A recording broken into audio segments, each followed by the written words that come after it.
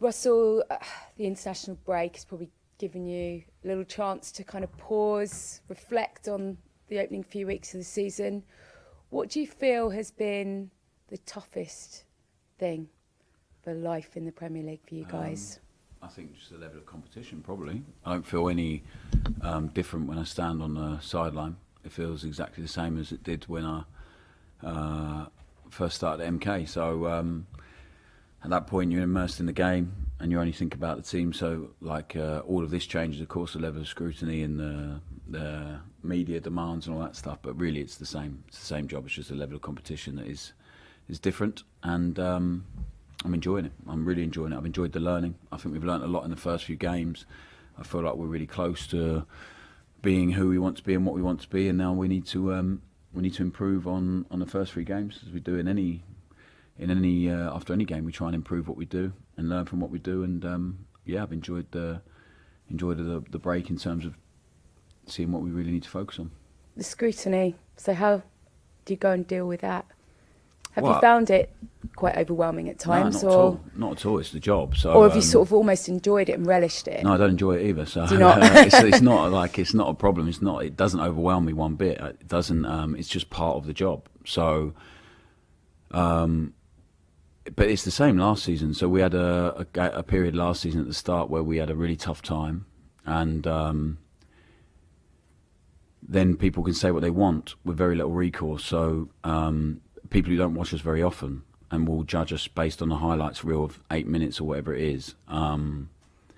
So I treat it all the same, because them same people that said things after losing 4 games last season then spoke about what a brilliant job I did after the end of the season. So I find that, and actually as a group of coaching staff, we had a little laugh about it after Wembley, because there were people that called me a terrible appointment for the club, and then after losing 4 games, it needs to make a change. There'll be the same people that are doing that now after 3 games, 3 defeats. So I treat it all the same, whether it's positive or negative, because the people that are in here really can be the only ones I am concerned about. The people here that work with me every day, that know me, that understand us and what we want, and the players and the staff. So the rest is, the noise heightens in the Premier League, but it really doesn't impact or affect what I do, what we do. So I find it quite interesting and sometimes quite enjoy some of the comments, because there are certain people that say things that I think would love to play in this team, would have loved to have played in a team like this, because they're really good players. So some of them, I'd love them to come in for a day and understand what we do and why we do it, and actually build an understanding, then have an opinion. But people are paid to have an opinion, and sometimes based on very little evidence, and can say what they want and don't get called back about it 2 or 3 months later, whereas everything I say, you will question at any point. I'm guessing you might just be referring to Danny Murphy, but we'll leave that there for now. No, there's loads of people. He was quite, Yeah, I'm sure, but he was a brilliant footballer. I'm sure he'd love to play in this team. Well, I hope he would. But listen, when you don't win, people can say what they want, and he's not the only one, I'm sure. I don't pay any attention to it. I really don't. I've just been told about it there, and his was one name that was mentioned. But my family do a good job of being angry at people, and I just carry on doing my job. You did, though, hint post-Brentford that you were thinking about changes and what that might look like. And with that in mind and what you saw, maybe different personnel, I know, against Cardiff, how do you approach this game? Is there going to be a little bit of tinkering now you've had a few games to feel your way in? Yeah, I think after 3 defeats, there inevitably will be changes. How many, you'll have to wait and see, and who. But also, it's such a difficult position, because I feel fiercely loyal to some players that helped get us to the Premier League, and I've been in that position. And so I have to balance that loyalty and what they did last season with what some are actually doing now, and what the place they're in right now, and also with the level of talent that's come in the building. They need a bit of time to adapt, but we've brought in some really brilliant players, so it's about timing to get that right for them to come into the team, because last season we signed a few players that took a while to get up to speed, for sure, because it's very different to what they did before. And then we signed a couple in January as well that took a while to get up to speed, and we threw them in probably a bit too early, and then eventually they really got going and helped us a lot. So it's always a balance, and maybe I haven't got that right, but maybe out of loyalty, we kept going with the guys, and also we felt we were so close. And then the Brentford game happens. There was some really good stuff, some not so good stuff, and I think now it's inevitable that changes will be made, and people will have opportunities that they need to take. Personnel changes, but I guess the vision isn't going to change, is it? No. And actually having so many players that you look at your squads last year, they're very similar. You could pick them, sort of almost weeks out, couldn't you? How big a challenge for you now? You mentioned some of the players coming in, and for the first time you've got players all around the world coming back, haven't you? That you probably haven't even seen some of them yet. To put a squad together I for the think, weekend at 12:30. Yeah, it's that's an interesting challenge for us and a different challenge for us. But they're all involved in the process every single day. The toughest job is to take people out of the team. It's the hardest part of the job, is to leave a good number of players out of the squad. I don't think we planned to have a squad this big, but some of the outgoings didn't quite come off and didn't quite go to plan. So leaving a lot of very good players out of the squad is not easy, but it's up to us to manage that. And I think the one thing we do have with the players is a brilliant relationship, open and honest relationships, and hopefully they always understand why. They don't have to agree with it at all, but hopefully they respect that they always get told the honest truth, and it is my opinion.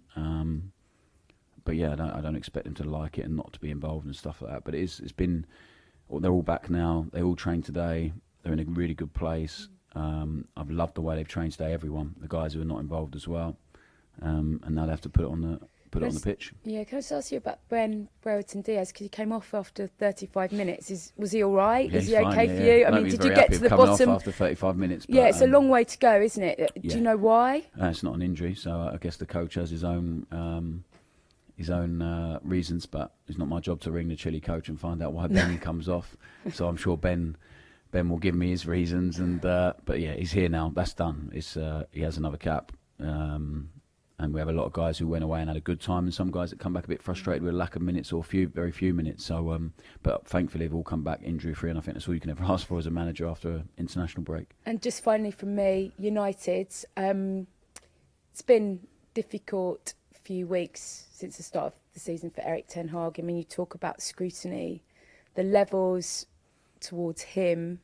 I mean, can you imagine what it's like being him at the moment, and where do you feel United are? I don't know him. Now? I don't know. Have you come across him? No, I haven't. No. So obviously, I've watched a lot of his team recently to analyse them and understand what can hurt us and how we can try and hurt them. But yeah, I hope to be under that level of scrutiny someday in a job like that. Of course, it has to be the aim. But I also know he's working with a guy that I had the pleasure of working with in Jason Wilcox, that will be there and supporting him, I'm sure, because he's a great person. I know him a lot for giving me the opportunity here and the relationship we had. So, yeah, I'm sure he has a lot of support of that club, and they are a team full of top talent, really top players that on their day can really hurt anyone. And we have to make sure that we approach the game in our way and try and be the team we want to be at home, and really bring a performance and a result that we can be proud of. Oh, yeah, sure. Russell, if you see Jason at St Mary's this weekend, will you embrace him or a little dig in the ribs? A bit of both, I think. No, I'll embrace him, of course. He was brave enough to stick his neck out and give me the job, along with Rasmus and the guys, and Dragan and Henrik. And so, yeah, I'll always be grateful for that. But it was how he was with us in here as well, and the level of respect and care and support, I think, and actual belief in what we were doing, because he watched it every single day. So yeah, I'll always be and will always be have a good relationship because of that. So yeah, I'll always be grateful to him, and he deserves the opportunity he has now in a club like that, because he's a really top operator, and yeah, it'd be nice to see him. With United, it's been more than 20 years since Saints beat them at home. They are obviously not where they want to be at the moment. The midfield form, fitness looks a bit light. How big an opportunity is this to bloody the nose of one of the biggest teams in the world?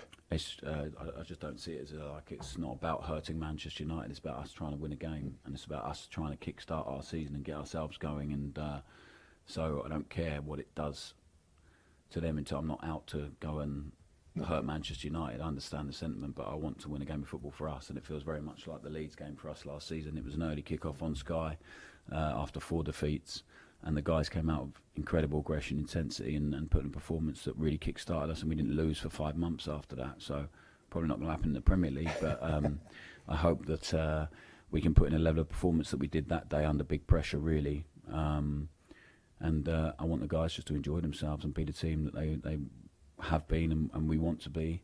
And if we do that, I'm really convinced we can get a result.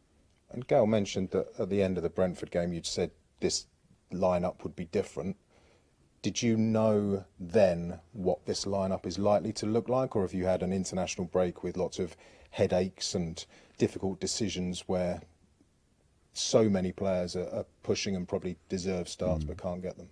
Well, I think it puts us in a much better place as a squad, that everyone now is really, there's so much competition for places. But I think I had a gut feeling straight after that game.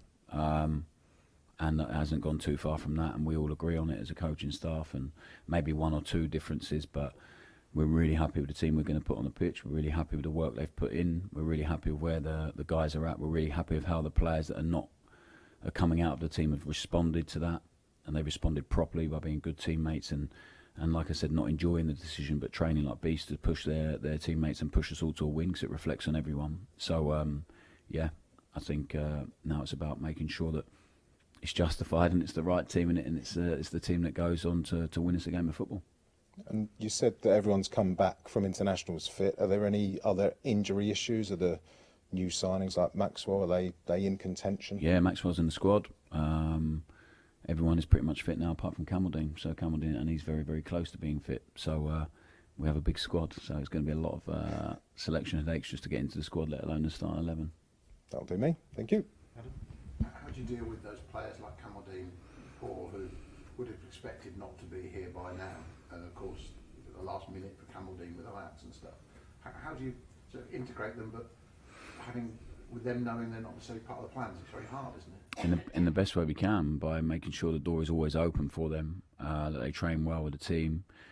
We try and adapt and be flexible with the training to make sure we can account for all the numbers, but there will be days where they'll be very frustrated and we have to just train with the squad, and otherwise it's just too many. So again, treat them with respect and take every training session, or as many as we can, with full attention on them at times when the starting guys don't need it so much. So yeah, we'll try and balance it in the best way possible, but they'll get everything from us, and that's all we ever ask in return from them, is that they give us everything, and there'll never ever be a problem. And then maybe one or two surprise us and get back in the squad or the team, and maybe they don't, and then we reassess in January. So yeah, it's not a problem, because people are good, they're really good people, and maybe they have a bit of frustration at the moment, but they've responded and dealt with it really well.